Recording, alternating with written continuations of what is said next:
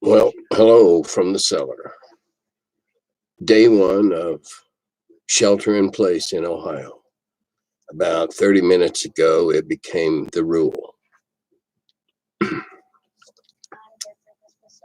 Interesting times we live in, aren't they? So,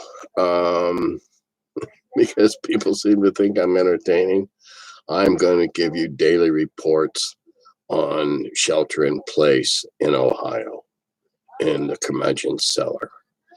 I probably can't do them as good as Shatner's doing his Kirk reports on Twitter, but I will try to keep you up to date on what's going on in the cellar and try to share some amusing anecdotes for your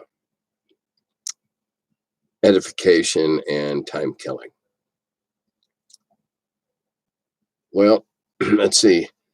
They must figure that all seniors get up with the birds because senior hours at the grocery stores have been set at 7 to 8 in the morning on Thursday.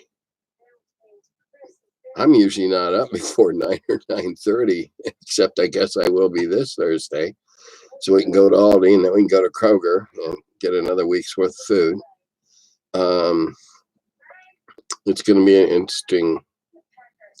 an interesting several weeks we're facing. This weekend, I'm going to run several things at the virtual GaryCon. As you can see, I already got my loot. I also got a little shot glass. I take so many pills in the morning in a big wad that I just dump them in a shot glass, and down they go.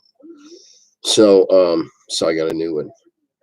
Thanks, Luke and Caroline and Mike and everybody else who contributed. And we're going to pull this thing off if all the world's servers don't crash. I've got a Discord server, so we'll see how that's going to go.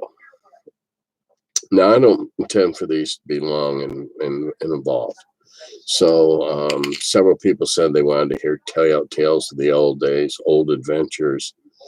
Well, I've told, I don't know which ones I've told how many times, about the guy who never remembered to take off his armor before he polymorphed, or the guy who became fighter fricassee along with 2 giant hogs.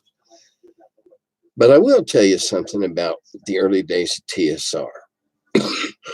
And it's not a dry cough. It's because I smoked some weed a while ago. The worst part during the first couple of years when we had a large presence and we were selling hand over fist, the worst part of working the booth was listening to everybody's favorite character story or the latest neat thing that happened to them. Believe me, that money we took in when they finally ran down and we sold them something was hard earned. We'd already written a book and then we just listened. I heard more stories about the last great adventure when they were doing this and they were doing that. And you had to stay your face on your face. You had to stay interested while you just kind of shut it out, because you didn't want to squash anybody's enthusiasm.